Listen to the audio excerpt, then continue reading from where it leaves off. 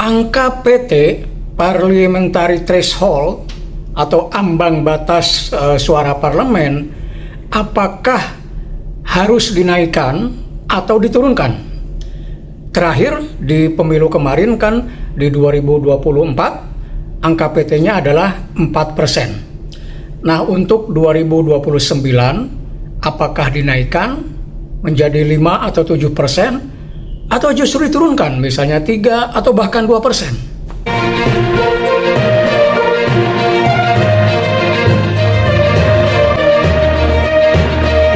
Halo teman-teman, bertemu lagi dengan saya di RC13 Channel.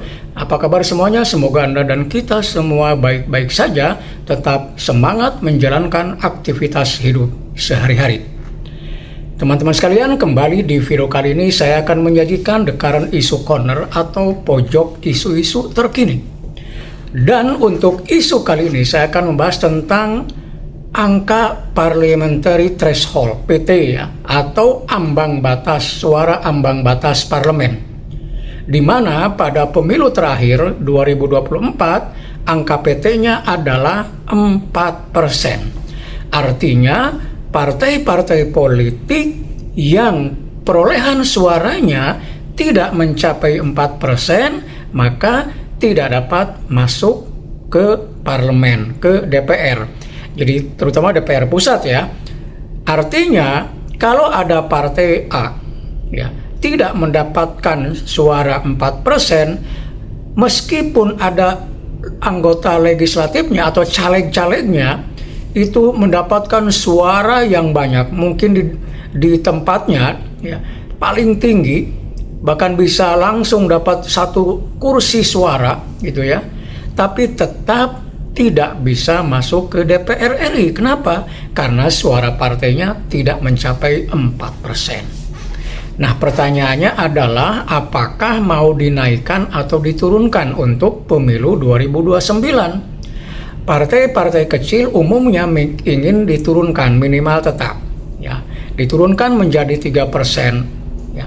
Artinya dengan begitu mereka optimis untuk mencapai 3%. Tapi menurut saya ya, sebaiknya justru PT itu dinaikkan suaranya paling tidak 5% atau bahkan 7%. Kenapa? Karena PT ini menurut saya itu justru menjadi seleksi ya terhadap partai-partai politik di Indonesia. Maka partai-partai politik yang tidak mendapatkan suara PT atau angka PT ini, maka ya sudah, tidak perlu masuk DPR.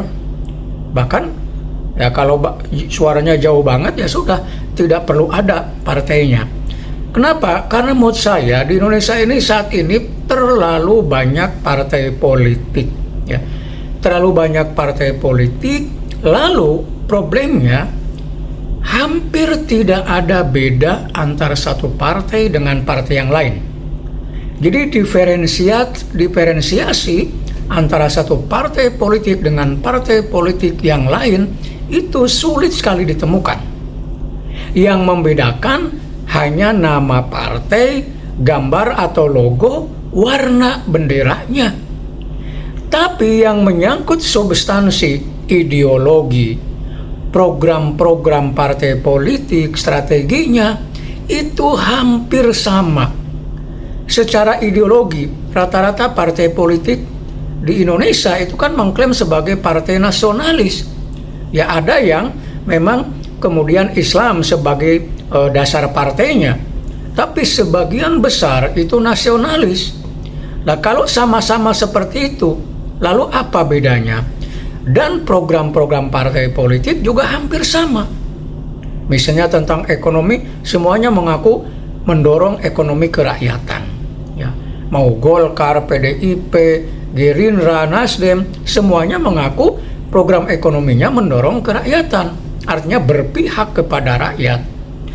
Nah, karena itu menurut saya kalau sekian banyak partai lalu tidak ada perbedaan yang signifikan secara ideologi dan program, lalu buat apa ada partai politik yang berbeda-beda?